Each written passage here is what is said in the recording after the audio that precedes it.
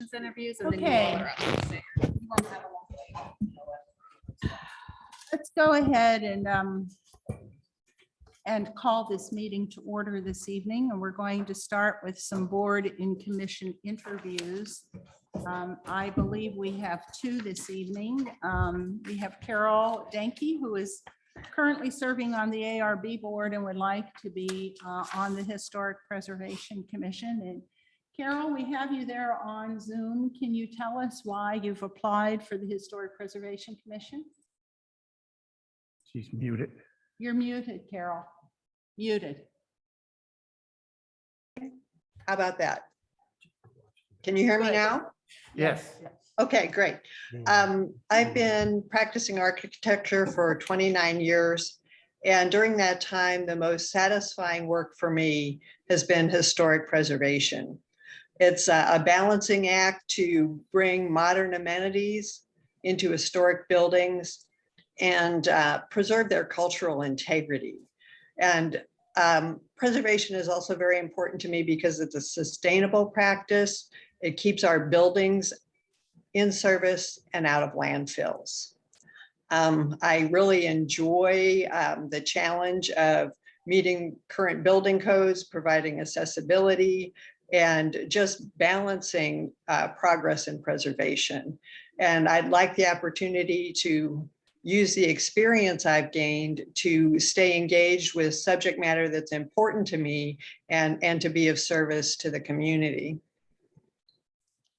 Thank you, Carol. Do any of the council members have a question? Thank you for your interest in serving on both boards. We really appreciate that. We'll let you know. Thank you. Thank you. Thank you, Carol. Thank you. Thanks, Carol. All right, we have Clark Hodling, who has applied for the Planning Commission. And Clark, why have you applied for the Planning Commission, and what will you bring to the table? Thank you, Mayor. I appreciate the time tonight. You know, like Carol, I think I am very interested in the planning of Webster and the Plan Commission, but I also think that I've got some skills that will work together with my interests. So I'm interested in a lot of the commissions, but I really don't think that there's a lot I could bring to the table. It would be very interesting to me, but for the Plan Commission, I really believe lines up with my skills and my interests. My interests are I'm very interested in passionate about good and just development. I love our community. I started attending Planning Commission meetings back in the Mills days, and then on and off for 15 years. But then for the last 4 or 5 years, I've really been attending those meetings and really been interested in the work that the Plan Commission does. I have a deep conviction and belief that our physical space and properties can have a big impact on helping us make Webster a better place to live, work, and play. And I think that residential and business quality takes on different looks and functions. So those are really my interests and my passions around the Plan Commission. I know for a lot of my friends, they say Plan Commission, snooze, but to me, I love it. Skills then, I think what I bring to the table in looking at the commissioners, I think you really need to be a good listener. I think the staff works very hard and brings good recommendations to be evaluated and to be looked at, as well as citizen input. I think I really do feel I'm a good listener. I also think you need to have a knowledge and understanding of the role and of the ordinances, the zoning, the regulations, all those things. You have to have ability to know what you don't know and do the hard work to really learn it. Which I feel that I'm very good at that. In being prepared. You also have to be very fair and objective and open-minded, ability to communicate and have a good analytic side. And finally, I think my job for the last 36 and a half years, I've been working in a very relevant parallel field. My job is working with buildings and building owners and developers and in 90 plus communities in St. Louis City and St. Louis County. So all of those communities have different regulations and things, and you really have to know what's going to work in Clayton is different than it's going to work in Chesterfield. So I think my job on a daily basis lines up really well with what a plan commissioner does here. Thank you. Anyone have a question? Thank you, and thank you for your interest in bringing those skills forward. We appreciate that. Great. Thank you very much for the opportunity. Thank you, Clark. Thank you. Okay, we'll come back and talk about this and some other things after we take a look at the regular agenda. Is there anything in there that anyone wants to review? If not, we'll go to the meeting issues and updates. And let's start with our Zoom people first, Karen and Sarah. Karen, do you have any updates for us? No, I have no updates. Thank you. All right. Sarah? You're muted. No, not this week. Thank you, though. Okay, then we'll just go down the line. Eric, Katie, Nothing. Emerson? Just one note, Mayor, I failed to thank the community for their giving through the Thanksgiving and Christmas holidays. Each holiday, we were able to feed over 150 families. And that's because the generosity from our community was great. So we did, everybody got a box of food, gift cards for buy Christmas gifts, to go buy groceries. I want to say you had anywhere from the neighborhood about $16,000 in gift cards. So I want to thank the community for coming, stepping forward and helping our community once again. Thank you. Pam? No updates, Mayor. Laura? The Sustainability Commission did meet, and thank you also, another thank you to our community. During the course of the Christmas light collection, we collected over 1,000 pounds of lights that will not go to a landfill. So I think that can be counted as successful. So for all you who participated, nice job. The commission hopes to have a sustainability plan forwarded to us sometime next month, and so be on the lookout for that. Business Development Commission also met. We discussed the use tax, the American Rescue Plan, and spent a lot of time on the business survey that will be out in the next couple of weeks and will give us a chance to really learn a whole lot about our business community and what they want and need from us and the kinds of things that we might do to help them. We also have a new video coming from our partnership with Webster University and their video editing department that will focus on sweet treats in our community. So you can look for that on Explore Webster Groves. I do have an update. So. Yeah. I attended the Chamber of Commerce meeting, which was 2 weeks ago, and that was sponsored / hosted by the city of Webster Groves, and they did a presentation. Mayor Welch was there, and Eric and probably Jenny was there, and we did listen to a presentation about the use tax and went over it in detail and how it differs from the proposition that we had a little bit over a year ago. So it was a very well attended, and it seemed to be gaining support from the chamber. Thank you. David? No update, Mayor. No update, Mayor. Marie? Yes, very quickly, following up on Councilwoman Arnold's report from Sustainability Commission. Each of you received an email today. They're hoping for some calendar time in March to be able to share some of the plans with you.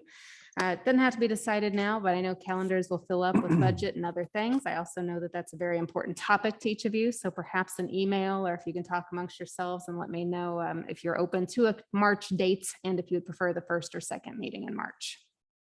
So, thank you. Thank you. Well, I have two. The Police Community Engagement Board met last week, and there's really kind of a nice focus on really engagement. And there were some great ideas about the coordinating the police with especially some younger kids. And so there's a real new energy around doing a couple of things and doing some projects that actually can connect the police, engage the police and the community. And that was kind of a very, very good discussion of moving forward. The Arts Commission met this morning and talked a little bit about budgeting and projects going forward.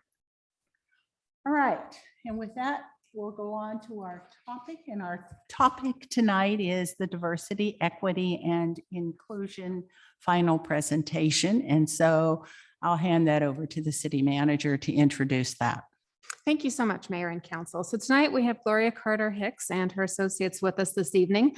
It's been a while, but you received some of the preliminary findings from staff survey, staff focus groups. We also had a community survey as well as community focus groups. Tonight, you're going to hear the culmination of that work along with recommendations for next steps and hopefully some discussion and of course questions from council as well. So Ms. Gloria Carter Hicks. Good evening. Good evening. Thank you for having us back again. This is an intergroup monopoly. This is the presentation, and I hope we can make it just as fun. So to the council and staff, again, we appreciate the opportunity to partner with you on your DEI initiatives. Can you hear me okay with my mask on? I'm trying to enunciate really clearly. Yes. All right. Okay, so the year went by quickly and we did a lot of things in the year. And so it's perfect timing to start out 2022 with this information, the report, because it can help you charter the way for the rest of the year. So just want to talk about our team for a minute. You met all of us. We will not reintroduce ourselves. My role was project lead, and Aaron was co-lead. And Aaron unfortunately had a death in the family, but he is online from California with us tonight. And so he will present as much as he can from there. Thank you. And then Maya, our analyst, is here as well. So let's talk about what we did. This was really a science project. And when I say that, I mean, we didn't let our opinions drive the facts. Our facts drove our opinions. And we had 3 key data sources where we wanted to make sure that we got information and we were inclusive in that process of gathering information. There were employee and community focus groups. And the things that we are talking about in terms of our methodology, these are best practices for doing a comprehensive DEI assessment. We talked to city employees, we had interviews, and then we did a community survey. So we tried to make sure that we were inclusive and comprehensive and reaching out to people who could provide their feedback and opinion to us about the city's DEI initiatives, what they knew about them, what they thought about it, and just giving some feedback. So those were the sources that we used to gather what we call quantitative data and qualitative data. And Maya and Aaron will both go through the quantitative and qualitative data tonight. I'm just kicking us off and talking about process. Okay, there we go. So how many people did we talk to? We had 10 interviews. One of the interviews had 2 people, so we had 1 group interview. And we tried to make sure that we selected people from all levels of the city internally. We wanted to make sure that we gathered various perspectives because perspectives are different based on where you sit and what your experiences are. We had focus groups also. In those focus groups, we had 4 employee focus groups, and that was 25 people. And based on the size of your organization, this data set, the number of people, is a pretty good participation rate. So we had 25 employees and 4 focus groups, and we pretty much stratified them by, women, people of color, supervisors. We wanted to make sure that we talked to a diagonal slice of the organization. And then we had 2 community focus groups, and that was a total of 11 people. So after we looked at the information from the interviews and the focus groups, it helped us create the community survey. So the community survey included, if we look just over to the right or to the left here, we gathered information from the survey and we sent the survey out to employees, or not to employees, to your community. And what I would say about that is your community really did respond. It was open a little more than 2 weeks or so, but it gave people an opportunity to share information about their perspective around DEI. And so that's just kind of a general overview. When we started this project, we wanted to make sure that we looked at your strengths, but we also looked at opportunities for development, opportunities for improvement. So this process is meant to be balanced, to give you some ideas for recommendations, things that you can do, but also to say, here's what you do well. And so we are most appreciative that we were able to meet with everyone that we scheduled interviews with and got the survey completed. And it gave us enough valid data to come up with the recommendations that you will hear at the end of the presentation. So I'm going to turn it over to Aaron. I hope things work there because he is like in Northern California and there is this picture anyway. And so he is going to talk about the interview themes and we will chime in as well, Maya and myself, just in case he loses his connection. All right, thank you. But any questions before I leave the podium? When did we start this? I have an idea, but can you just? That is interesting because I was trying to think of the same thing. I believe it was around April or so of last year that we got started. Okay. Yeah. Hello, everyone. Can you hear me? Yes. Yes. Perfect. I apologize. I am at my parents' on my parents' farm in Northern California for, as Gloria mentioned, a funeral. So I keep getting a weak signal sign for my Zoom. So I think it'd probably be better if I left my camera off and instead let the bandwidth carry my voice, if that's all right with you all. So I want to talk a little bit about the interview and focus group themes. So before we dive into the actual themes of the employee interviews, I think it's important to reiterate some things that Gloria said. Our main focus here was getting a snapshot of the current state of the city of Webster Groves in terms of diversity, equity, inclusion. So this was both focusing on the city as an employer. So that's why we conducted interviews with city employees and focus groups, but then also the perception of the city as it exists to serve its community. So there were two main tracks there, and that's why we want to make that distinction before we go into the actual interview themes. Also just pointing out with the interview themes is we highlighted generally what individuals or what general positions we wanted to talk to, and then we worked closely with the city to further identify who those individuals were, and it made up, as Gloria talked about, a diagonal kind of slice of the organization with people from all different departments, all different levels of experience, different personal backgrounds, demographics, things like that. To again, make sure that we had a diverse perspective when we did these interviews. Also, in talking a little bit about the interview themes, this is true for both the interview themes and focus group themes, but we utilize content analysis. That's really best practice in the field for dealing with any sort of qualitative data, whether it be psychology, sociology, economics, medicine. Content analysis basically means that you take all the information provided during the interviews or focus groups, you group them based on themes together, and then you present those themes with comments as well that further support those ideas that came up. So again, everything in the report here is directly either what individuals said to us or it carries the spirit of what they said. We did not personally do any editorializing. This is again just us presenting what was shared with us about diversity, equity, inclusion.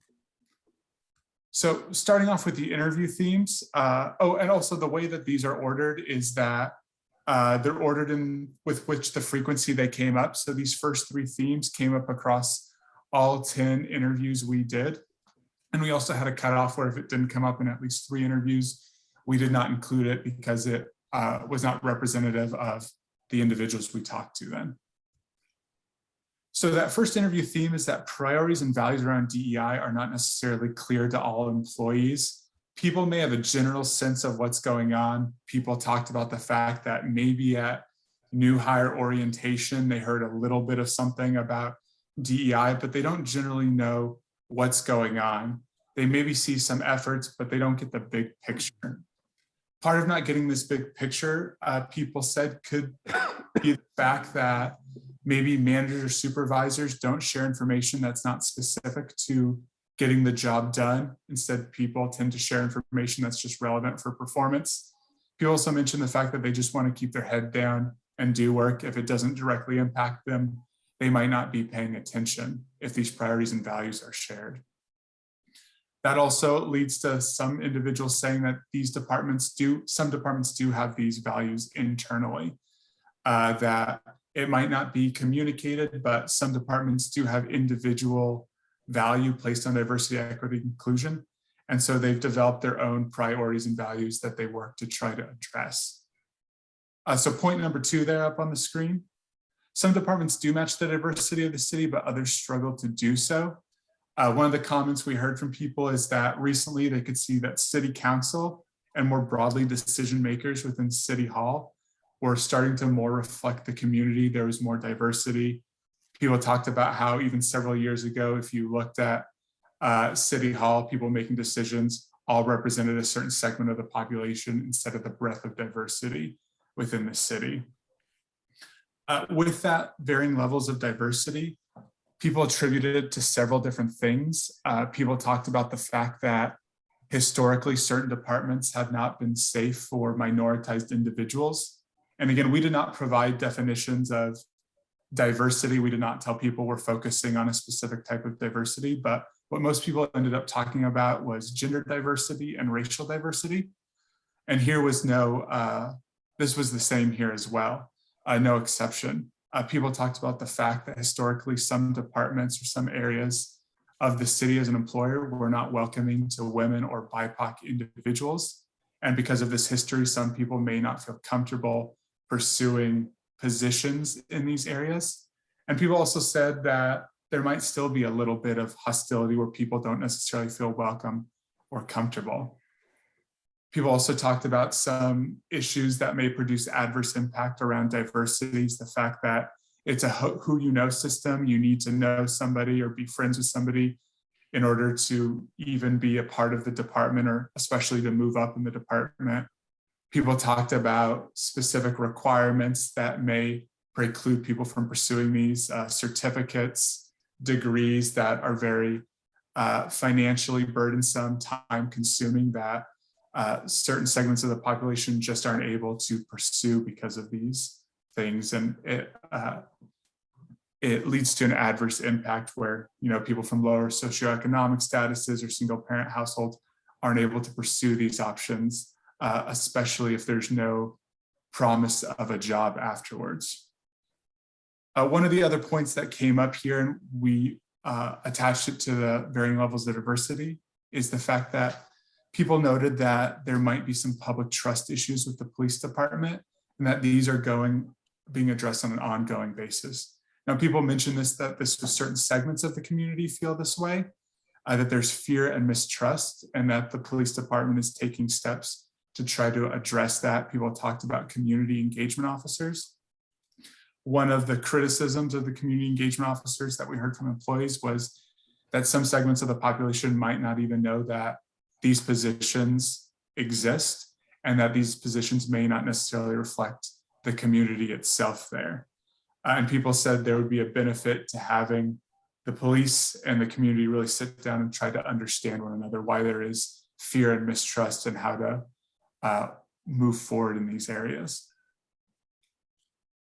So point number 3, people talked about the city as the whole is very diverse. People talked about Webster Groves being racially, ethnically, socioeconomically, religiously diverse, and that this diversity has been embraced in the community. That diversity is something very important to the people living in Webster Groves, so it should be therefore important to the city overall.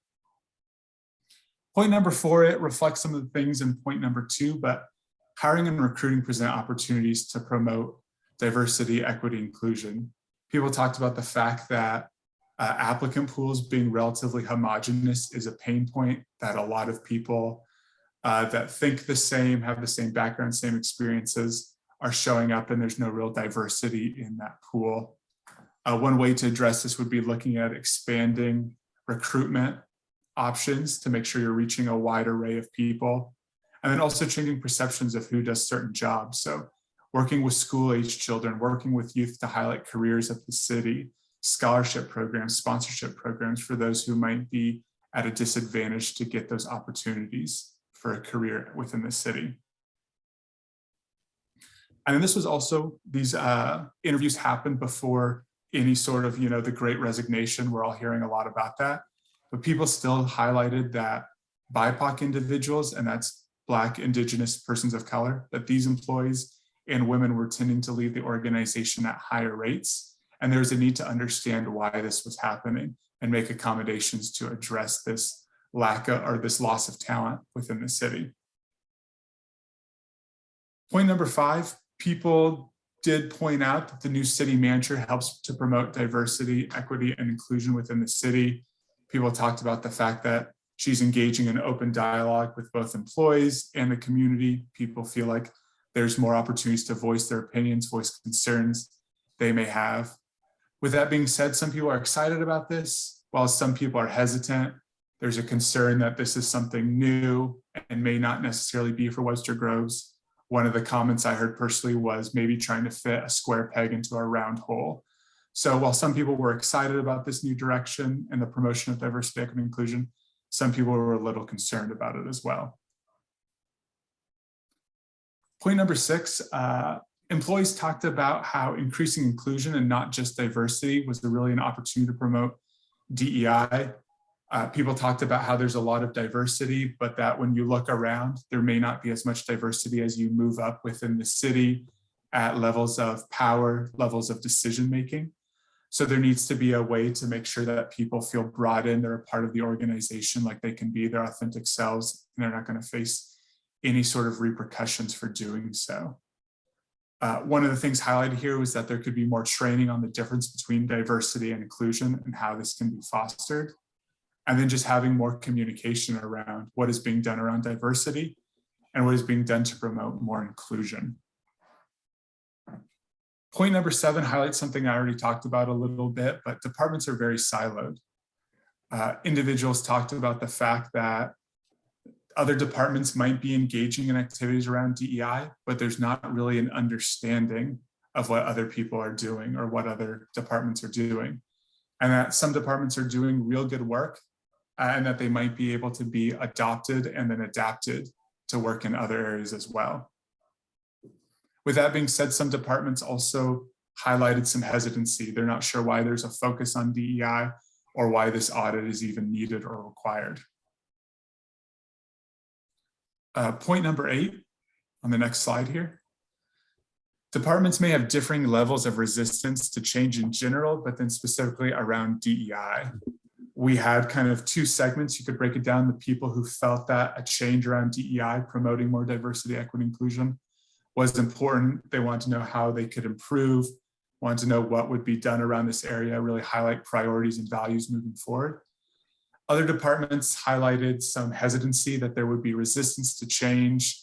People might not be comfortable with change, period, but then change around diversity, equity, inclusion would bring a whole new set of issues potentially.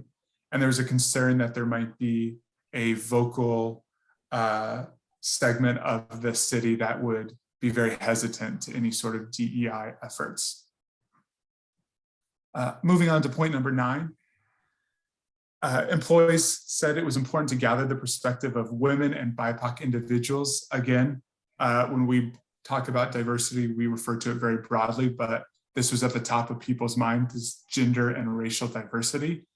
So people provided suggestions, benchmarking against similar cities, similar municipalities who are doing well, hiring and retaining women and BIPOC individuals, making sure that there are opportunities both actively to solicit the feedback from these individuals, but then also passively open forums for people to share their insight. And then also allow these same opportunities for community residents as well as employees. Point number 10, the city promotes DEI, but there's room for growth. Basically what was highlighted here is that this has improved in recent years, a focus on DEI, but there's still an opportunity for Webster Groves to improve. That just because we're better than we were does not mean that Webster Groves can't be better in the future. Point number 11, this interview happened right around the time that there was an affordable housing initiative. So you'll see this brought up in these interviews, in the focus groups, and also as Maya talks about in the surveys.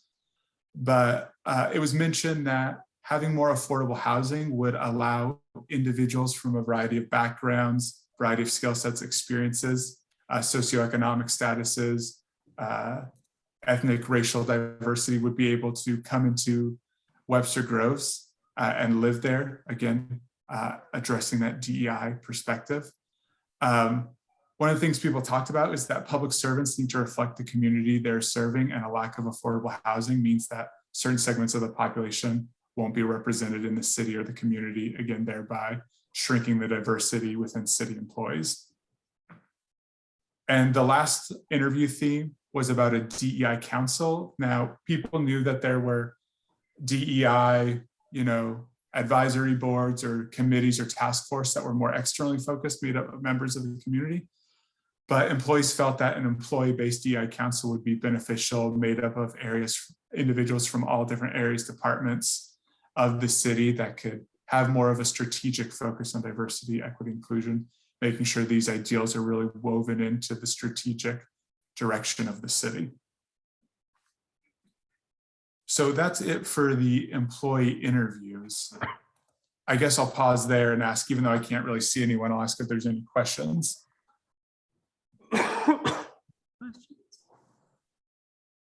Nope, I think we're just interested in hearing from you now. Perfect. I love a captive audience. Yes.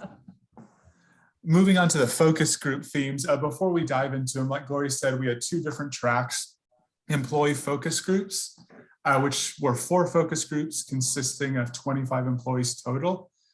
Our employee focus groups, like Gloria mentioned, we talked to women, we talked to persons of color, BIPOC individuals, we talked to new hires and supervisors.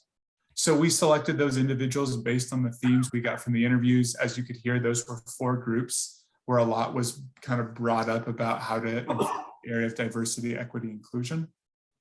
So we felt we needed to get their perspectives, and we grouped these individuals together so they feel more comfortable sharing. They have maybe some similar experiences that would foster a little bit more discussion.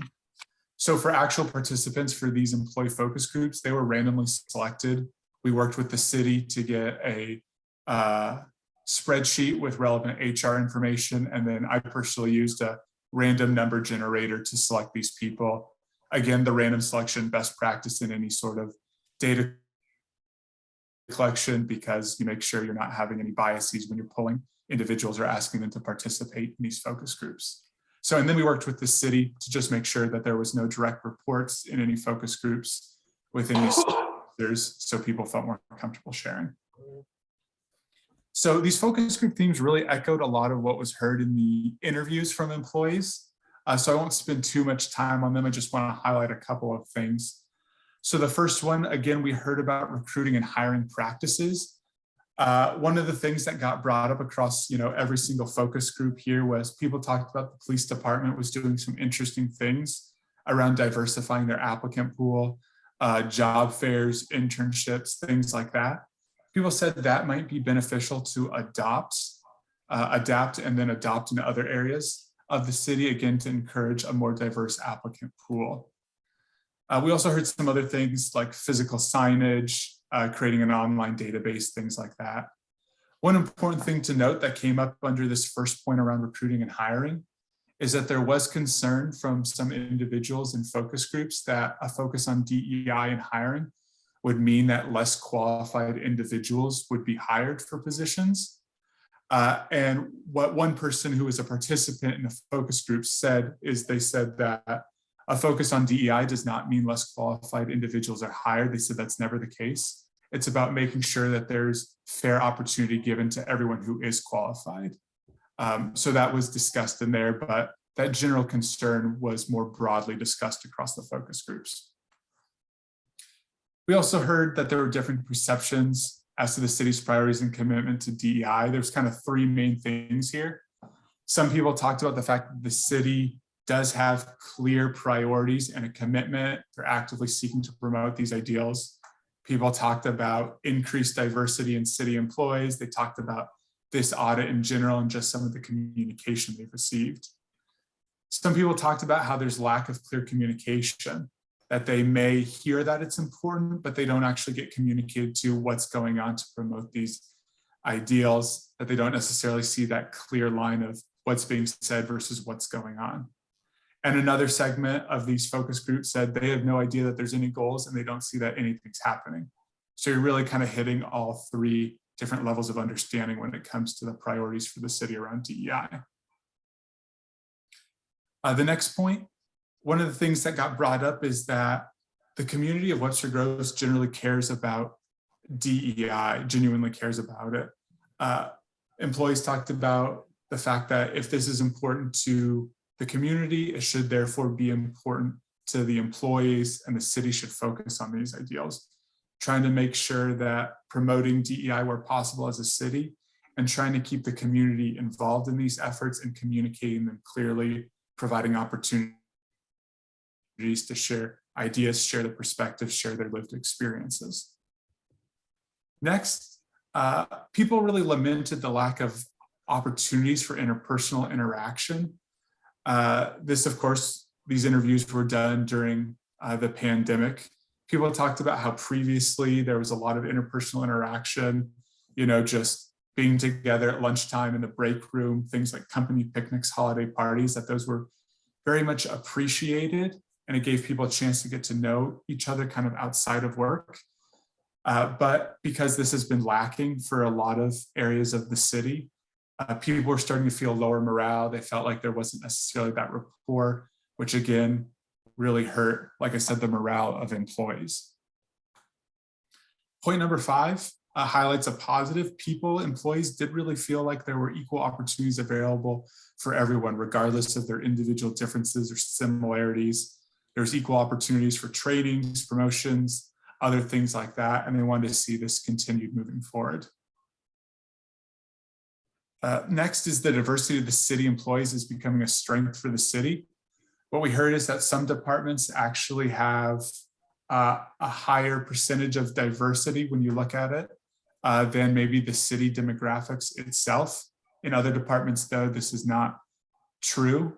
So people just said that it's good that the city overall, when you look at it, does reflect the community, but more work could always be done. And people also specifically mentioned the fact that the city council has been diversified, that there was more of a representation of the community overall. The next 3 themes are all relatively quick, but I felt like they're important to include here.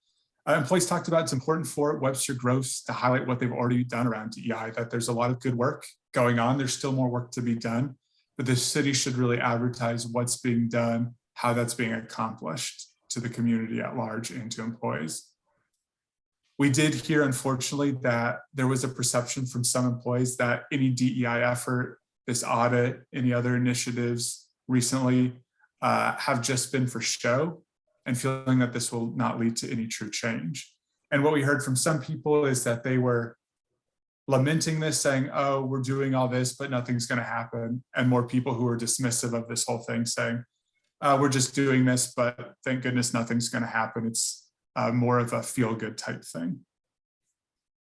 And then point number 9, the last one for the employee themes, is there might be resistance to this project, largely because it is change and people can be set in their ways. People are dealing with so much. We know everyone is short-staffed, and even when we did this interviews before, the Great Resignation, people highlighted that there was a there was more work than there were employees, and people said putting something else on their plate, changing the way they're doing things, even around DEI, would be difficult, and that people would be more resistant to this sort of change. So that's it for the employee focus groups.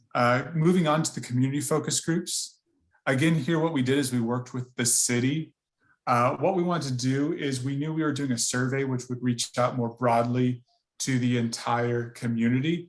So for these focus group themes, we really wanted to hear from those who were really connected with the city, had maybe a more in-depth understanding of some of the city's initiatives. So we wanted to talk to individuals on boards, committees, task force associated with the city, or those that were just pillars in the community, those that worked in school systems, those who were worked with religious institutions, things like that. So we worked with the city to identify these people. Overall, we did 2 community focus groups with 11 people total.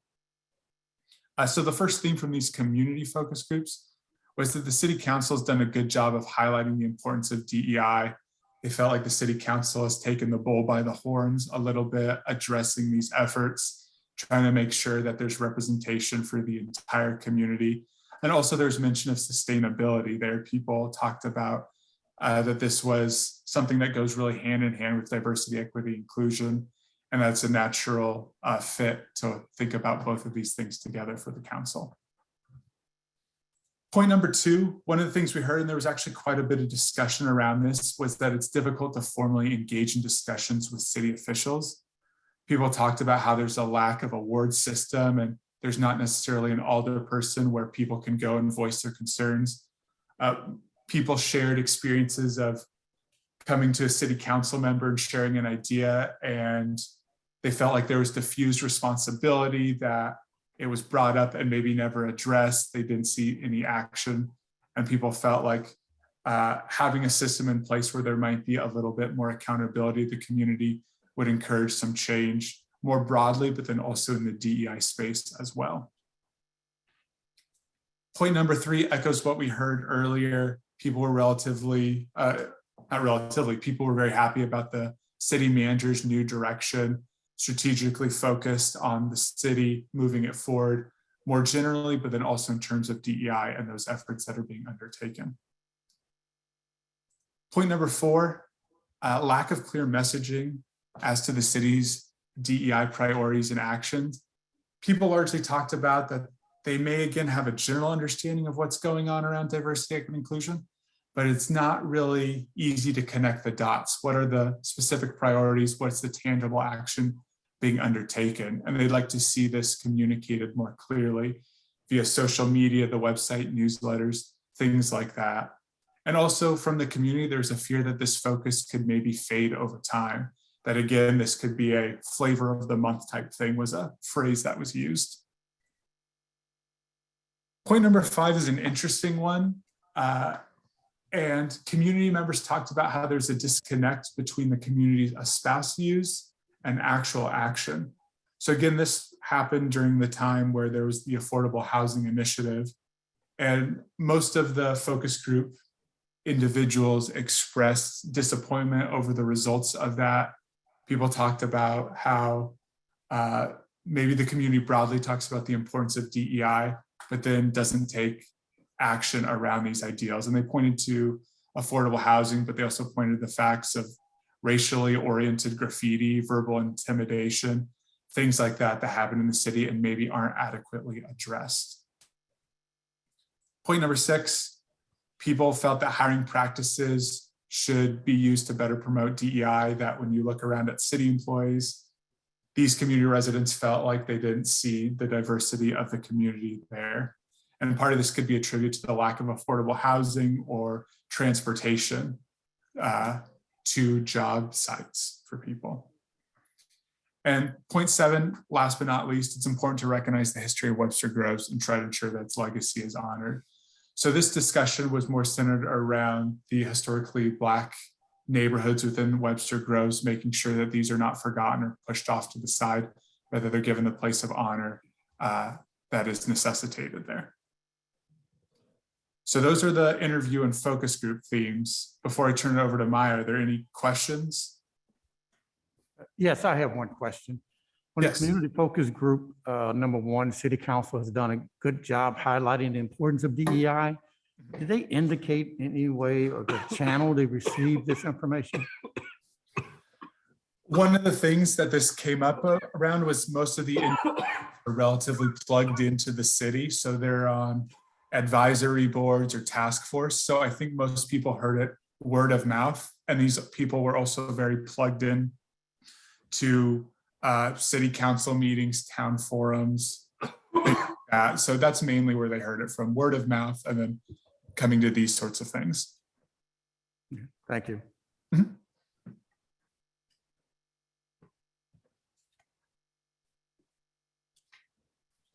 There's no other questions.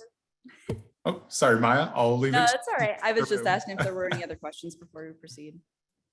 All right. Well, thank you, Erin. So I'm going to be talking a little bit more about the survey. So, we talked about the focus groups and interviews. People were randomly selected or specifically selected based on where they were within the community so that we would hear a variety of different responses. So the survey was a little bit different where we had a link. And so anybody who wanted to participate could involve themselves if they were a part of the community. So first, I'm going to talk a little bit about the survey methodology and as well as the demographics so that we would kind of describe what sample it was that completed the survey. So first, the survey was launched in October 2021. It was open for 3 weeks. Webster Groves communicated about the survey in several different methods: electronic distributions, print distributions. We did notice throughout the first week that there wasn't a whole lot of engagement with the survey. So we mentioned this, and then there were more pushes made, and then we were able to get the data that we needed. So the survey itself was created by us at Hits Career Hits. All the questions are DEI best practice questions. And then we, as mentioned earlier, we edited them just a little bit so that way they could be more focused on the things that Webster Groves specifically needed. So 2 topics were covered within the survey. So the first half was about the Webster Groves community. So the community members could talk about what they felt about the community around DEI. The second half was around the city of Webster Groves as an organizational entity. So this was saying this is about the place that employs your city employees. So that way people can answer about that as well. We used agreement anchors throughout all of them. So strongly agree to strongly disagree. In the second half of the survey, we also provided an I don't know option for people who were not as familiar with what the city is doing. So as far as our actual responses, we had 610 unique total responses. 523 of these responses were largely completed surveys. 410 fully completed the survey. And so I like to always mention the distinction between these 2 areas, especially the 523 versus the 410. So 523 largely completed means that they completed most of the survey. They may have skipped a question because they weren't comfortable answering it. They didn't feel like they had the information that they needed or so forth. 410 people, though, did complete every single question in the survey. So this is a really good response rate either way. So all of the questions that we'll have, all the responses that we got from them, all the data that we're going to be presenting today, we'll have anywhere between 410 to 523 responses for each question. This was a really good sample. We were excited to see this. And really, it is so much thankful to the communications that Webster Groves did. We would not have been able to get this data without this additional pushes, with all this communication going out. We also collected a few different demographic pieces. So we collected gender, age, and race and ethnicity. This is not to say that these are the only things that matter in diversity, equity, and inclusion. However, we didn't want to collect so much information that we could potentially identify respondents. So these were the things that we decided to go with. Regarding gender identity in the sample, 66% were female, so was a bit female heavy in the respondents. We had 25 male respondents. We had 1% who identified as gender nonconforming or agender or non-binary. We had 8% who just preferred not to respond for fear of identifying themselves, or maybe they just didn't feel like responding. We always like to have that as an option for an opt-out just in case. As far as age goes, the average age was between 50 and 51 years old. The actual average was, I think it was 50.73. So I just gave you a range, because I'm not going to say that the average was 50.73 years old. As far as race and ethnicity goes, whenever we initially looked at it, we saw that there was not a large amount of racial diversity. However, we checked all the census data for the city of Webster Groves, and it did largely match the census demographics. So that was something that we were really excited to see. This is something that we can confidently say that for the most part, this was a representative sample of the race and ethnicity groups that are present in Webster Groves. We did have one exception. We didn't get any respondents from anyone who identified as Asian. Specifically, we have Asian American and Indian American as options, but the census data for Asian, that's the category that they use in the census, so that there's around 2%. So we were not able to tap into this population, unfortunately. So that is something to consider going forward. As far as the actual results, we did break them out by race and ethnicity as well as report on them in the aggregate. Whenever I say that we broke it out by race and ethnicity, this means that we took each question and we kind of looked at, okay, so out of the people who responded, how did African Americans respond? How did, say, Hispanic Americans respond, and so forth? There were some categories that did have very low representation. So like I'll show you on the next slide. You did see the race and ethnicity demographics that we did collect through this. 404 individuals did identify as white. So this was a big reason why we wanted to break it out by race and ethnicity, because we wanted to make sure that the other groups did get to have some sort of voice in a way where, you know, averages would typically drown them out. So if you see in some of the categories, there were a few categories that have a star next to them. Those were the ones that were included in the aggregate category. I do want to put a disclaimer here, though, that just because they are combined together, it does not mean that these groups all think the same. We just did this as a way to protect the identities of those involved, especially like say we only had, you know, one individual who identified as Arab American. We did not want to identify them through putting out their answers just like that. So now I'm going to go into the survey results. As I mentioned earlier, there were some open-ended questions that were involved in this. So I'm going to be talking about the stuff that had just the agreement anchors for right now. And I'll get into the themes that came from the qualitative later on. So in the first half of the survey regarding the Webster Groves community, most respondents agree that the community should value DEI and supported DEI efforts. Respondents were more neutral on whether the community actively includes and values individuals of all different backgrounds, however. So you'll see this, I'll kind of touch on this in just a moment, but there's like a kind of a distinction between we should be doing this, but are we actually doing this? We're not so sure about. Webster Groves as an organizational entity, respondents were generally unaware of current DEI efforts. We do have a supplemental document that has graphs of all the different respondents and how they responded. And if you look at that, you'll see a bar that's very large that says, I do not know. So that's something to note, that people are not as aware as maybe you would want them to be about what current DEI efforts are existing. When people didn't respond with I do not know, they did skew more neutral whenever they were responding to how the city of Webster Groves takes care of things related to DEI. But most respondents did agree that the city should be taking active steps towards DEI. So as I mentioned earlier, there is a little bit of a common theme between these two sections, that there's a high agreement on things that should be happening, but maybe more neutral responses on what is actually occurring, maybe for lack of it actually happening, or maybe just for lack of communication about it. As I mentioned earlier, we did break this out by race and ethnicity, so that way we did make sure that we were giving a voice to individuals who were not necessarily within a majority category. But we did look at all categories to see if there were any differences between them. 3 specific categories gave way to some different responses. So these are the ones I want to highlight right now. So first, African American respondents, what we saw was that they had largely neutral averages, but whenever we looked at the data a little bit closer, they had large standard deviations. And what this means is that there's a large variation in responses within this specific group. So an example I like to use is some participants responded with high agreement on some things, where others responded with high disagreement. So with these two polar opposites, it ends up making more of an average neutral, or neutral average, I'm sorry.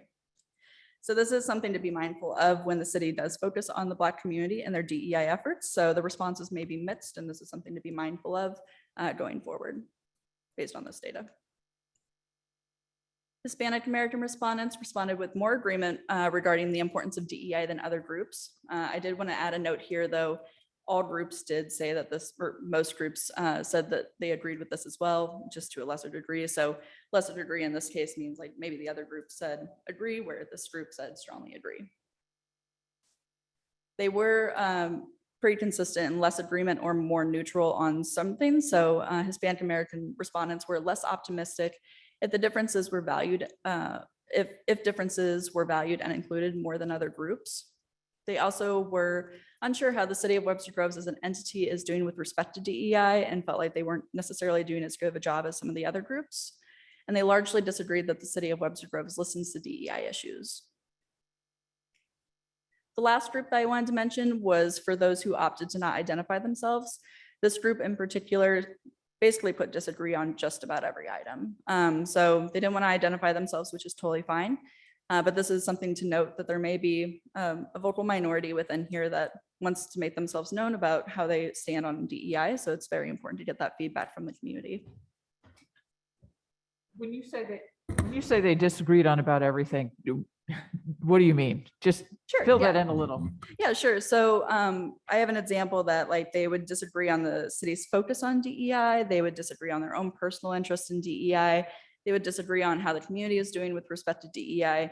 It was sort of just like kind of like flip disagree, flip disagree, flip disagree. So that wasn't the case for everybody, but it did skew the averages down that way. Yeah. And what was a number of, I can't remember what the number of respondents who did. Oh, that's a good question. Let me go back real quick. I have that breakout group. I'm sorry. Don't have that number off the top of my head. So 78 individuals identified as do not respond or did not respond to the item.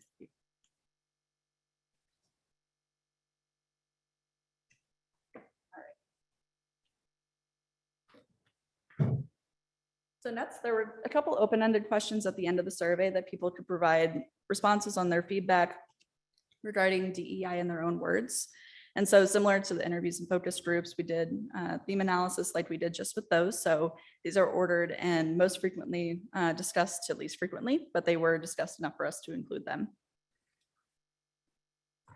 So I'm gonna just talk about the top two themes first in depth, and then I'm just gonna go through the rest of them rather quickly. The top two are the things that we heard the most, so that it's just important to highlight those.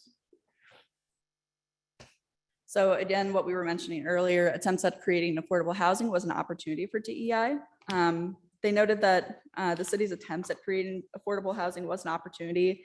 Specifically, the Douglas Hill project was met with mixed reactions, and some in favor and some fearing that it would not have the desired positive impact of creating more diverse, equitable, and inclusive environment.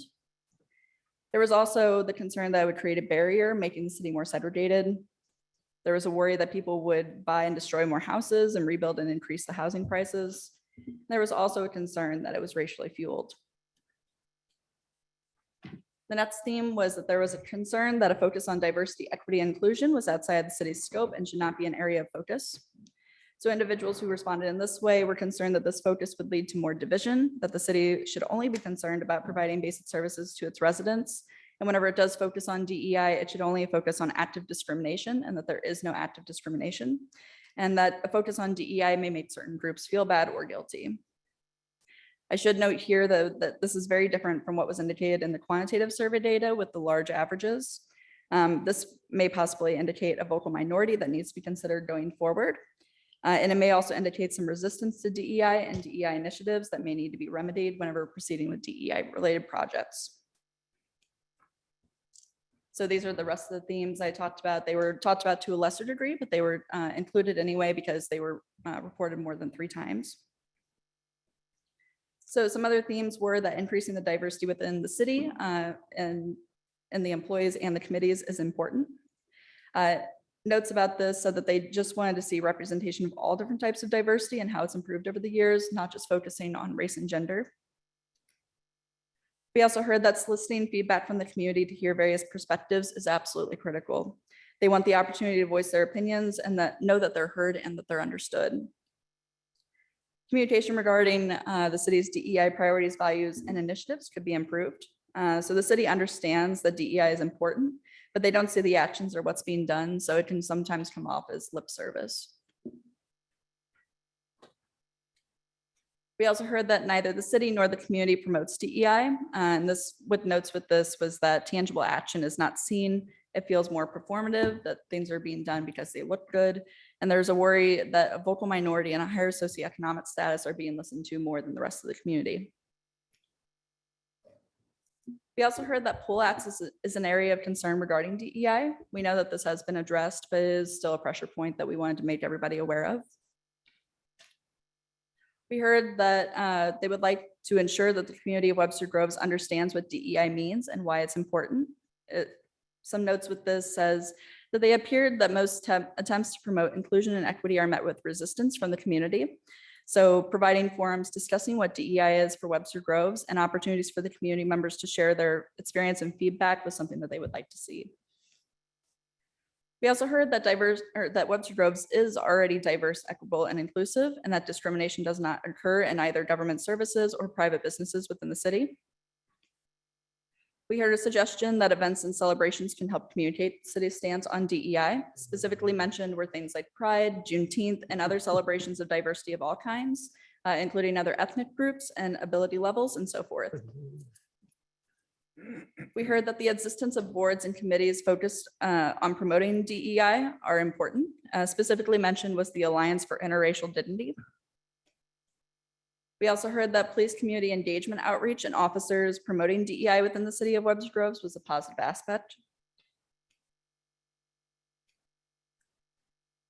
We heard that they would like to see the city to take steps to celebrate Webster Groves history. Specifically, they were talking about affirming the North Webster community and other historically Black communities within the city and making sure that this history is not forgotten and that's highlighted. But something that they also mentioned was that they didn't want to just see this celebrated. They also wanted to see that there were community offerings and infrastructure in these areas. We heard the suggestion to create incentives for businesses that are owned by minoritized individuals to open up in Webster Groves. We heard again that the city manager brings a focus on DEI and has made it a priority. We heard the suggestion that changing to a award system may ensure that all community members' voices are heard. And some additional notes with this is that there were worries about historical race-related issues from existing structure, and that it's set up this way to not hear from minoritized communities. We heard that improvements to parts across the city has shown a value placed on DEI. And finally, it appears that racial diversity is shrinking within the city is our final theme. So that it was getting better, but maybe it's not doing so well anymore. So these are the pieces about the survey. I want to always provide an opportunity for questions before I move on. I have a question. It's actually not about the survey. It's more for me to understand terminology. All of you have used the phrase minoritized rather than minority. Could you talk to me about what that distinction is? Of course. So minoritized is probably the most contemporary term that we're using at this moment. And it's mostly to say that it's not that there are just minorities anymore. So we're knowing that demographics are constantly changing. And those groups that may have been marginalized in the past are now not necessarily in the minority category. So we use minoritized instead to kind of show that it's not necessarily that they are the least amount within this, but that they do have the effects of having a marginalized identity and that comes with part of their identity. Thank you. I appreciate that. Of course. Well, if there's no other questions, I'm going to pass it back to Gloria to talk about the recommendations that were created based on our data. Thank you, Maya. All right. So recommendations based on the information that we gathered during the interviews, the focus groups, the surveys, and I'm going to also add to that best practice. When we make recommendations to organizations, we start out by saying it's an organization's choice and which recommendations they accept.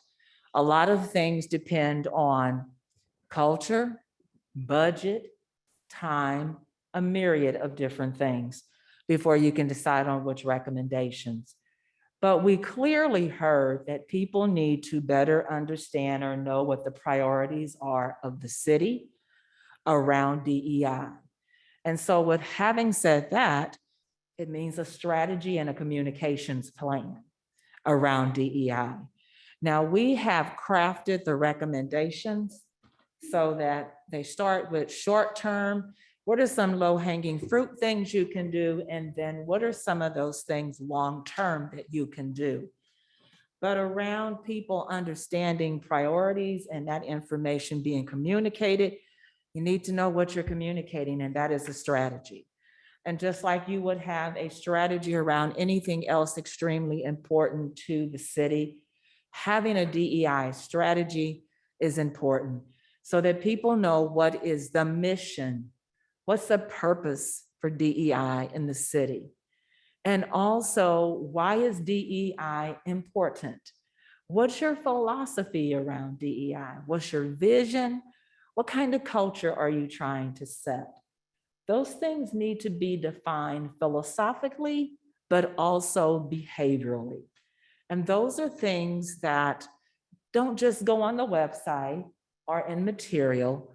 Those are things that are lived out in an organization's culture, its city, and what you hold everybody accountable for. And so that's one of the recommendations that we have, because we think it will help people understand what's important. And it's no different than any other strategy. What we have done for you is an environmental scan synonymous with the DEI assessment. We have given you data about what people think, what they feel, what they know, what they don't know. And that gives you enough information to say, what are some of the priorities and things that we need to work on based on that data that we have captured, which will allow you to say, these are the things we should craft our strategy around. Talking about change is not easy for people. And so wrapped around a DEI strategy is a communications plan. Who are the stakeholders? Who are the influencers? Who needs information? What type of information? Who are you pushing it out to, and why? And what are they going to do with that information? What do they need based on different stakeholder groups? So communications is important. What I have seen cities and a lot of cities or quasi-government agencies do that we work with, once they have completed their DEI strategy, they disseminate that information to employees, but employees were a part of helping craft that, and so were community members. But then they hold forums to be able to share that information. One of our clients, if you just want to go on their website and see what they have listed there, is greatriversgreenway.com, .org.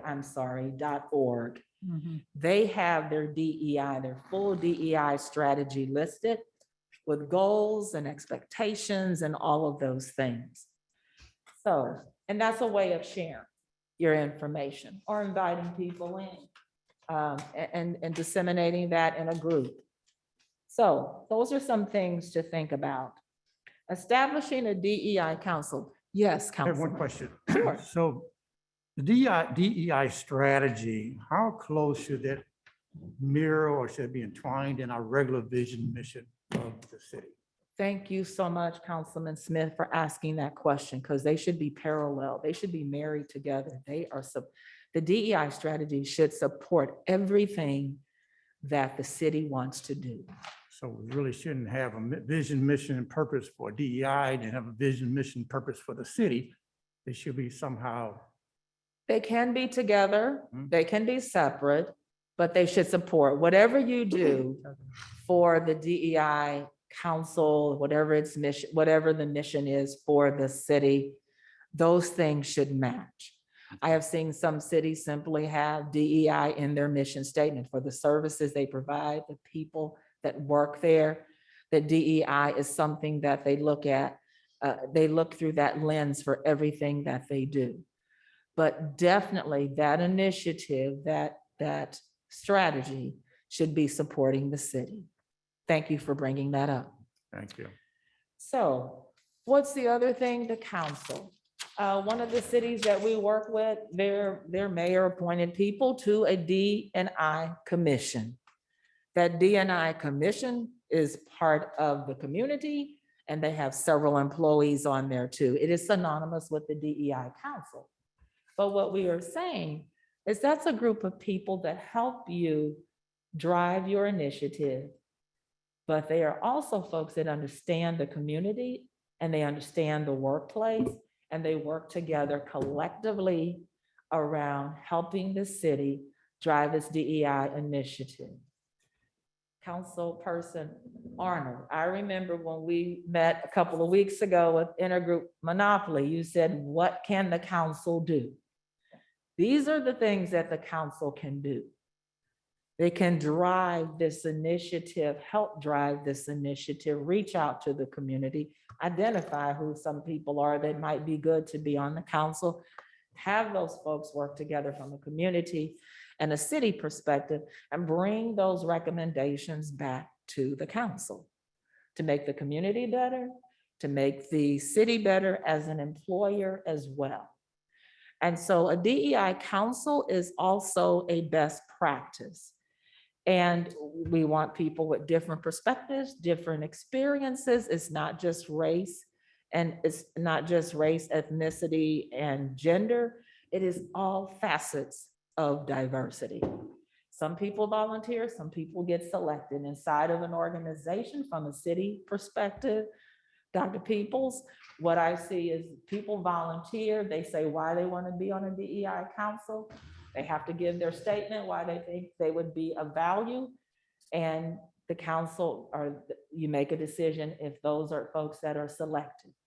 But it's a volunteer role is what it is.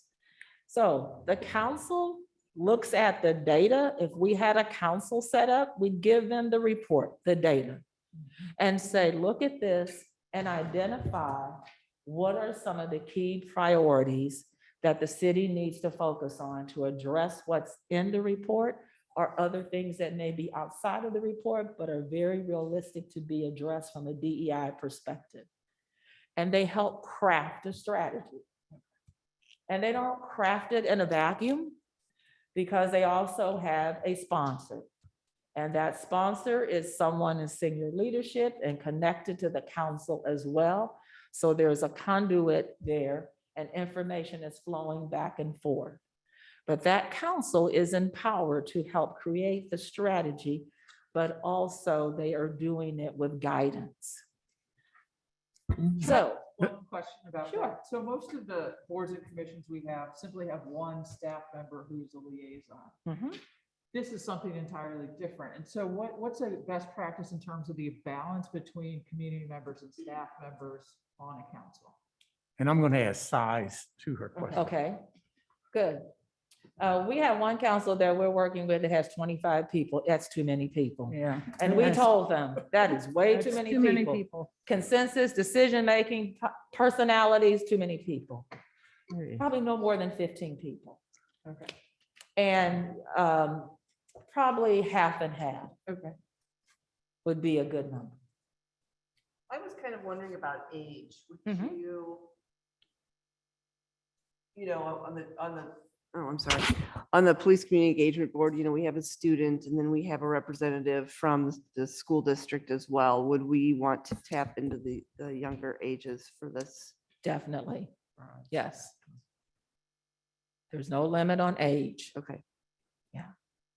Good questions. So what are some of the other things to think about?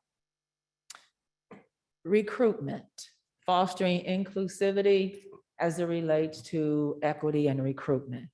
We heard that, you know, the police department is doing some really pretty interesting things to reach out to the community, and maybe that also people could borrow some ideas there, look at emulating some of those things. But we also do recommend that there is a diversity, equity, and inclusion recruiting strategy. However, first of all, build the big picture strategy before you decide to do these small things, because you may find that it's not necessarily you're doing one thing in recruitment, it might be something else. And so have a strategy, because if you have a mission and a vision and know where the city is headed, everything you should do should be focused on that North Star. So we can say, okay, go out and start recruiting over here in this area. Is that strategic? Is that going to bring us the things that we need? Is that going to help us further our mission? So you have to look at it from a strategy perspective and what's going to be the return on investment to the city. And so we say start with developing a strategy, include a DE&I council or commission that is inclusive of city and also of community, and help them put together a strategy. And recruitment might be one of those things, plus a myriad of other things that might be goals for you to address. The other part of this is people liked us talking to them. I did one of the community focus groups. People like that. And I think they want more of it, is what we have heard. So we have here hold regular listening sessions internally and externally. When George Floyd was killed back in 2020, we did a lot of listening sessions for companies. And it didn't say that a company is going to do any and everything that you say, but it was a very emotional time and a very emotional topic, and people just wanted to talk. They wanted to be heard. And so providing a structured environment that allows people to be heard. Now, we had ground rules and things like that, and people had to be respectful, but the emotions were high. But people shared ideas and things that they thought that companies could do differently, focusing on DEI, and they shared their personal experiences that some people didn't even know about. And we found that people learned from one another just from listening to their stories, being better connected to a person by knowing them beyond their name, but knowing their experience. And so listening sessions is something that can always be done internally or externally. And so what we say about listening sessions is that there are some that are internal with employees because they're different, their ideas and their space is different. And there are some externally just talking to the community. And we kind of sort of did that with the community focus group, asking questions. It was more of a dialogue rather than an interrogation. We were actually just listening to what they had to say on certain topics. So those are the 4 key recommendations that we have, and they're based on best practice, but they're also grounded in the data that we got back from the people that participated in the interviews, the focus groups, and the survey. I do have one quick question on Sure. number 4 about the listening sessions. Mhm. Is this an activity that should be the council's responsibility? Should we hand this down to management to do? There's 2 tracks. And usually people use a third-party outside person to kind of run these listening sessions, especially internally, because people think, oh, you're going to know what I said, who said it, is it going to come back and hurt me? And so normally what we do, we just simply, Councilperson Smith, we just say, hey, sign up. There's listening sessions on this day. If you want to participate, sign up. And we usually have maybe about 15 people, 15 to 20 people in those sessions. We don't do introductions. We don't take names, attendance, because we want people to come and feel that it is a psychologically safe environment to say whatever it is they want to say. Those are for employees, and they are usually ran by an outside person who's capturing information. So it comes back to leadership internally to the organization. Here's what we heard, and here are things you need to be cognizant of as it relates to what people are concerned about. For the community, not as much as at risk because they don't work for the city and they're probably more interested in sharing their opinions and their ideas. And we have ran those before for the state of Missouri when they were doing a study.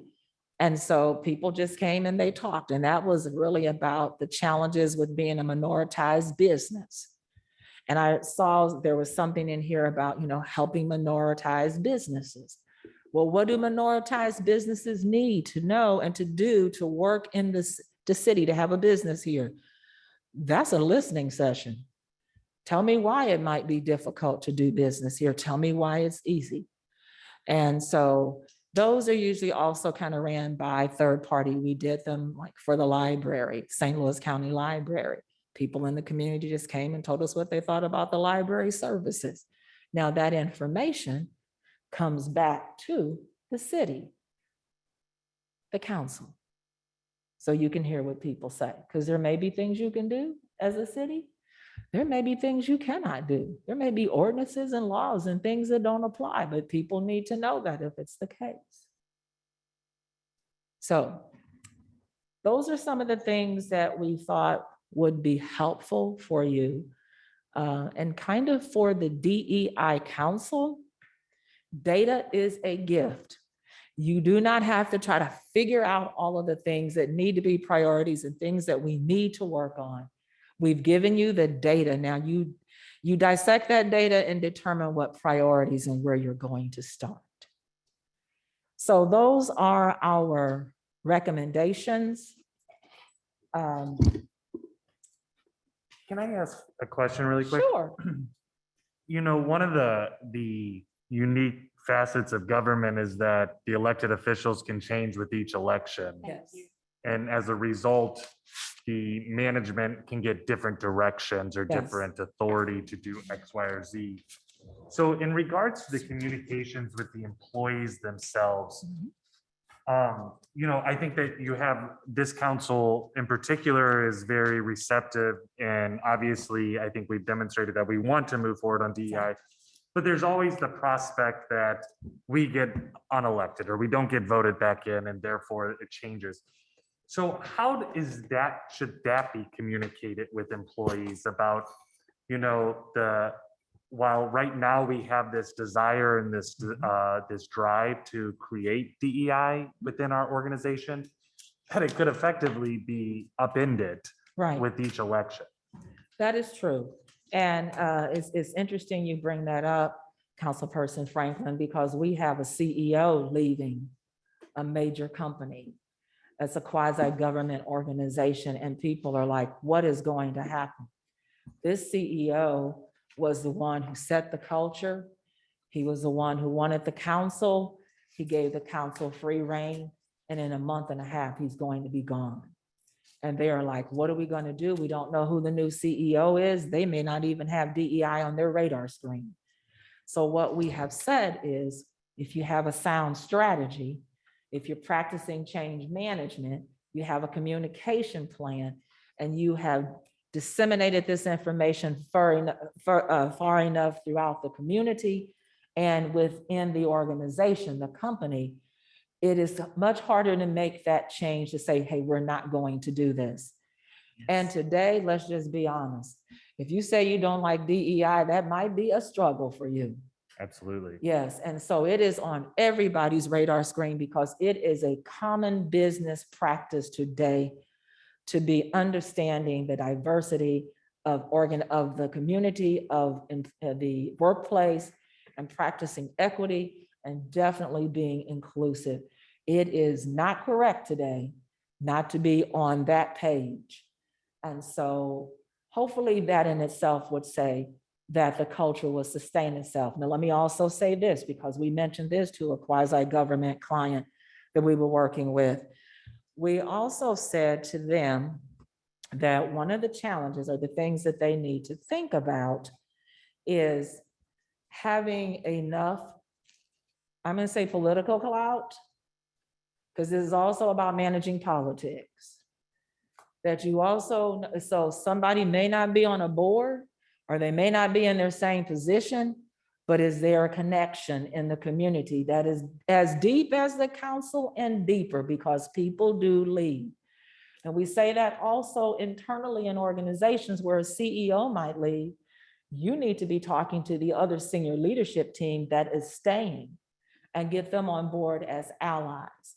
The other thing to think about is, I would say, focus on internal first before you begin to focus on external, because that is important that internally your house is in order around DEI before you start bringing in community. Okay. I don't know if we have eaten up all our time. We could talk about this all day because this is what we love. Questions? You know, it seems to me that the very first step is to get the DEI Council Commission going, because once that's rooted in the ordinances here, it becomes a commission, it becomes a board, it becomes a part of the city. So regardless of what happens in an election, it's there. And I think it behooves this council to do this as quickly as possible. That's a very good point, Mayor Welch, because that is what one of the city, our clients has done. It is in the ordinance and it was endorsed by the mayor, and the mayor appointed people. So it makes it really hard somebody else coming in to say, oh, we're going to disband this commission and not do this. Yeah, because then you need another ordinance to disband it, and it doesn't work. Other questions?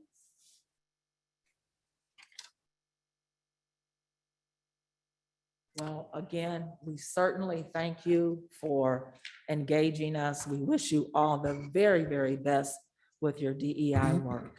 Thank you And very I much. want to say thank you very much to you. You know, this all started with community conversations about 2 years ago, and there was so much support within the community to do something. We had folks from the school district and the library and the university together. And I think that the commitment in this community is so deep to this. It's deep and strong. And you have really given us the outline and the framework to move forward now in a more formal way. And I am incredibly grateful to you. Thank you. Thank you. And let me just say this, we commend you all for wanting to do this, to be in favor of doing this, and to be a friendly council to talk to about this. Thank you. Thank you. Mayor, if I Thank you. can, Thank you. I want to thank the team as well. This is incredibly hard work, the themes that you all heard. And working with this team has simply been a delight. They've been approachable, they've been reachable throughout the entire process. But something that was stated in the beginning, and I don't recall who said it, but the mixture of the scientific approach, but what they didn't mention was with kindness. The kindness, the scientific approach, the way that they've worked with community and staff, it's been terrific. So truly a huge thank you. And I'm looking forward to see where we go next. So, thank you. Thank you. All right, let's find our agenda here.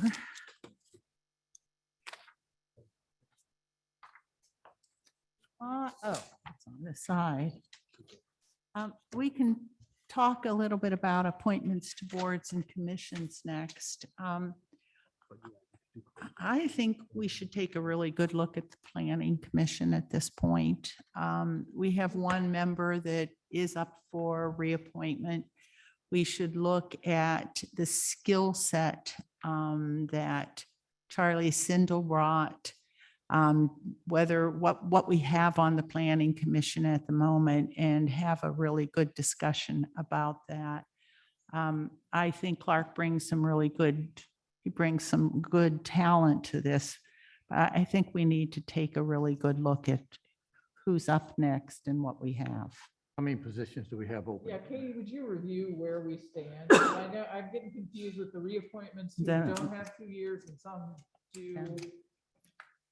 I believe there's about 2 people who need to interview with other applicants because they went over the 2 terms. Okay, I know Steve Hunkins said he would like to be reappointed, but if there's someone else, if the new blood is fine, he's okay with, not interviewing or interviewing and you choosing somebody else. So there's at least 2 other, potential vacancies besides Charlie Sindels. So if you felt comfortable with, right, I wanted to wait till we had all of them back, their request, and then see if there's any other applicants let, to do that. But I mean, there is the one vacancy for sure, so. let's take a good look at what's open there and what kind of talent we need. I think Sindel brought at least the legal perspective. It's always useful to have at least one person on there. And you're right, some of the folks like Mr. Hunkins have been there for many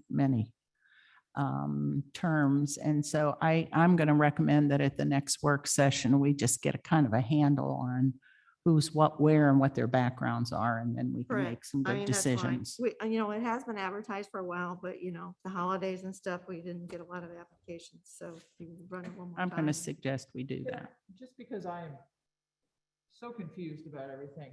Would it be possible just to give us a list who's on the Plan Commission, who Right. is seeking reappointment? who Sure. is- Mhm. Just so we know who all the players are. That's my problem right now, is it seems that the chairs are all moving and I can't keep up. Yeah. How many applicants we have for that position? Yeah. And what. You guys are really what- hard to hear. Sorry. Okay, and what Sorry, what their Please backgrounds check your are. green buttons as well on your microphones. Yeah, I think it's on. Sorry, mine was off. Okay. All right, we'll do that at the next meeting then.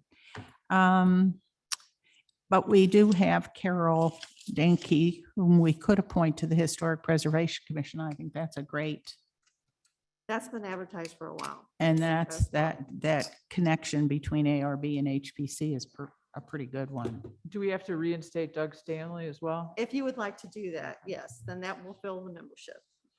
So we could reinstate Mr. Stanley and appoint Carol Denke. Okay. Is anyone opposed to reinstating Mr. Stanley and appointing Carol Denke Reappointing him to where? to the HPC? He, I'm okay with that. My only concern, sorry, I didn't mean to cut you off. please go right ahead. Because I'm perfectly fine with that. I'm a little hesitant for someone serving on both the ARB and Historic Preservation Commission at the same time. We do have one instance already, Okay. Angela Thompson, and it seems to be a good fit, and we have advertised the position for a while. So, Okay. I mean, it's certainly up to the council, but Yeah. It's a good fit. there's no, right, prohibition against it. All right. And David, what's your concern? What is your concern? Well, so maybe I'm probably in the minority here, Karen, so bear with me just for a minute. I think that the ARB serves a totally different function and purpose than the Historic Preservation Commission. And I think that having both, someone who's serving on both limits the function of both of them. In other words, I would rather see them operate independently rather than concurrently or at the same time. And my fear is that if you have too many members serving contemporaneously on both, they seem to meld together. And I think that it's important to keep in mind the different function of both those commissions or boards. I am going to add, and I don't have a strong opinion yet, but I know sometimes proposals or homes go through HPC before they go to ARB, and that may muddy the waters a little bit. Although, And I'm real Sets of criteria. Mhm. And thank both of you, because I was kind of thinking about that when I was listening. And well, one, I know that she expressed how, much she really enjoyed the historic preservation and the buildings and this and that. And in my mind, I'm like, that might be a little hard road to toe for you, because a lot of what's done in there is a proven demolition. And but to your point too, Pam, yeah, we've got ARB, which is reviewing things or making decisions, because isn't that where if they have a permit and they want to tear down and build a garage and it's on a historical home, and so the ARB is going to be the one that makes the decision as to whether or not As I understand it, sometimes homes need to go through HPC,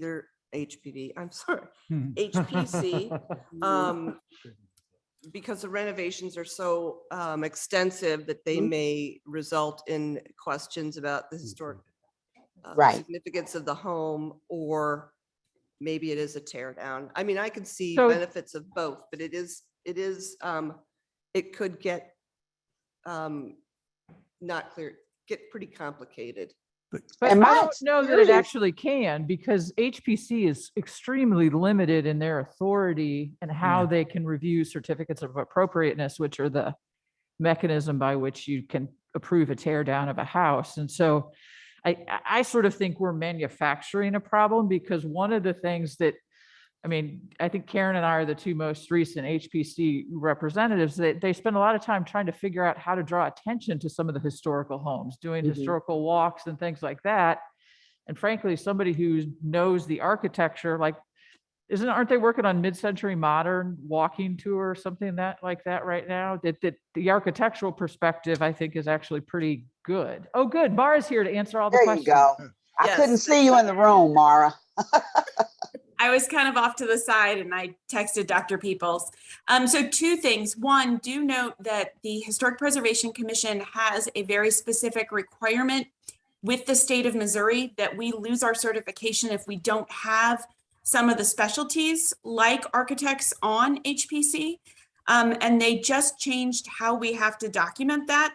And it used to be a lot easier to document. And now we actually have to have resumes attached. It's a new thing as of this year. So do note having architects on HPC will keep our certification as a historic city. And then, yes, the projects that they're working on right now are mid-century modern, and in more particularly, they're doing a really cool project on joy-built homes. And they've started a really cool database of all the joy-built homes, and I think they're going to try to do an additional walk on that. So would And I your mean, the sad, I'm sorry. So would your recommendation be that this would be a beneficial action to appoint her to both of these? I think it'd be beneficial to appoint her to both of these. I think you heard Councilmember Arnold did point out, and it is true, that they're very limited in what they can do in terms of their power for demolitions. So it's not that that's going to overlap in any way from that standpoint. And their focus really is supposed to be on projects, and we're hoping it'll get away from just demolitions. And I will say that Pearl is very productive on the ARB. She's always there. She's methodical. She looks at the information. You can tell that she's prepared to talk in the meetings because she really reviews the things. So. Oh, and I think she's more than qualified, and I have my opposition right now. I don't necessarily have an opposition, but my questioning is not towards her qualifications, but more towards just the strategy or the procedure behind this. And the question I was going to bring, Mara, was when I first got elected, we had that appeal from the ARB, and that was a historic home. No, the appeal was related to a new house. Oh, sorry, you're talking about, no, we haven't had an appeal to a historic.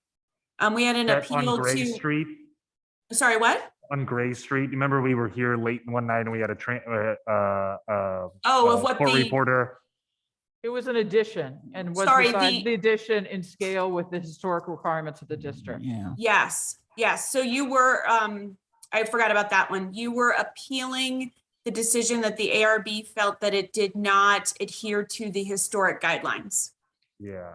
But it did Okay. go through HPC first before it It went. did to- not. No. It did not go through HPC, or sorry, let me rephrase. It went through HPC to demolish. Right. Right. The HPC had some questions and concerns, and then they withdrew the application. And then they went to Architecture Review Board with an addition. And then they went multiple times to the Architecture Review Board with the addition. So effectively, that could have been a situation where HPC says no to demolition and the ARB also says no to the addition. Which is what Effectively, happened. that's Which what is what happened. happened. Yeah. And that's one person having two votes on two different boards. Yes. That's the only, that's why I'm bringing this up, is I just think there's a procedural issue potentially if you have one person serving on two boards that could potentially oversee a big, I shouldn't say big, but a relatively important swath of our historic homes in Webster Grove. It becomes a little bit of the homeowner, it's just a little bit more difficult for the homeowner if they've got to go through the same people, especially two of the same people for historic preservation. And then two of those people are back on the ARB again on the next step. But It- we're it seems talking a little- about, one time in 4 years. Yeah, And that so was gonna does be that my, what are outweigh we the managing, benefit right? I understand that, so yeah, maybe but does they that have outweigh to the benefit of recuse- what? I've been get thinking that, about yeah. that, but maybe they have to recuse themselves from one of the. Yes, coun- they're- they one need of The to- ARB does have alternates. So we do have alternates. Right, that so can- maybe there's some other, I'm just thinking of the homeowner in this Yeah. point. It's not about the people on the commission. It's not Right. about the I hear what you overall mean. roles Yeah. of the commission. I'm thinking about the homeowner and the Mm. process that they have to go through. So we could ask that they not involve themselves in Well, we two could of set the a same policy. projects. You just Right. name the alternate Alternate on the on the ARB or whatever. Yeah, that makes sense. Yeah, it does. I'm fine with Okay. appointing her. I think So she'd be can a we great appoint addition. her and we'll look at that? Mara, maybe you can help us look at that policy so that we, find a way to ensure that one person doesn't Sit on two boards sit for on one the family. two for the one project. Okay. Yep. All right, so it's okay. We'll appoint Mr. Stanley, reappoint him, and then appoint Ms. Denke. All right. And then we're going to review the planning commission. And then there are a lot of the other reappointments from the last time, Mayor. that need- Oh, because let we me didn't have find enough them. time Let me to find go them through. here. Down if you want. I You probably think- can't read my Here, I have it. handwriting. The Arts Commission. Wait, Arts Crossroads. Oh, Old there. Webster. There, it's where's quite a my list. page here? Oh, Here we go. Here. Oh, all right. All right, let's take a look at all of these. So we have Mr. Stanley.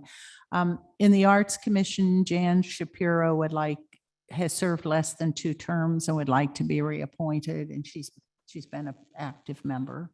Is that okay? Yes. Yes. Tim Delante has served 1 term on the Business Development Commission. He'd like to be reappointed. He's the Old Webster representative. He's very active in Old Webster. You know, he's very active Yes. on BDC as well. Yeah. Yeah, okay, yes. Yes. Yes. Allison Kinderfather has served less than 2 terms on Crossroads and would like to be reappointed. Yes. Yes. Old Webster Special Business District Commission. We have, Tim Delante again. He served less than 2 terms. He wants to be on the Old Webster Special Business District, which is great because then he can be the representative of BDC. Yes. Yeah. Okay. Michaela Hansel has served 1 term on the Old Webster Business District and wants to be reappointed. Okay? Yes. Yes? Yep. Does she come to meetings? She has attended, yes. Yes, okay. Stacy Swiderska has served less than 1 term and wants to be reconsidered. Yes? Yes. Yes? Yes. Okay. The Planning Commission, Michael Beekner has served 1 term. He's completing a term for a member who resigned early and he wishes to be considered for reappointment. He and Annie Tierney, can we put those in? Can we do it all in the plan commission all at Let's do the once? Planning Commission at one time. Yes. Okay, we'll put all that together with the Planning Commission, but we will reappoint this other group. Oh, reappoint them. You need to address them at the same We time. will address all the Planning Commission Okay. members together, yes, at the next meeting. Okay. All right, any questions? Okay, so we've taken care of that. Do we need an executive closed session? We do, and there was one that was planned, and I would suggest in the half hour that we have, we could probably cover the issues that. Pardon me? You could probably cover the issues that need to be covered before the next meeting. Okay, so let's go ahead. Can you Yes, tell? you need the contract negotiations, attorney communications and contract negotiations. So it's 1, 2, and 3, actually. Wow. That's not negotiated contract though. Yeah, it is. Attorney-client is one. 1, Personnel and negotiated. thank you. Yeah. Negotiated contracts is 4, I beg your pardon. So it's 1 and 4? 1 and 4. Okay. Yes, ma'am. Okay, so call for 1 and 4. Mayor, I'd like to move for an executive closed session under number 1, attorney-client privilege communications, Missouri statute 610.021, open paren 1, closed paren, and number 4, negotiated contract, Missouri statute 610.021, open paren 12, closed paren. Second. Mayor Welsh, Yes. Councilmember Arnold, Yes. Councilmember Bliss. Yes. Councilmember Franklin. Yes. Councilmember Smith, Yes. Councilmember Alexander, Yes. Councilmember Richardson. Yes. Okay, then we need to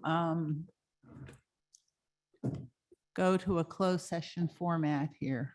That's correct. So those on Zoom will be coming back, so you can just hang out. The meeting will end, but we'll be back probably about 8 o'clock, I think is our time. Yes, so those of you who are here, attendees, we have 53. 53 of you now. And so hang in there. We're going to open the regular meeting at 8 o'clock after our closed session. Thank you.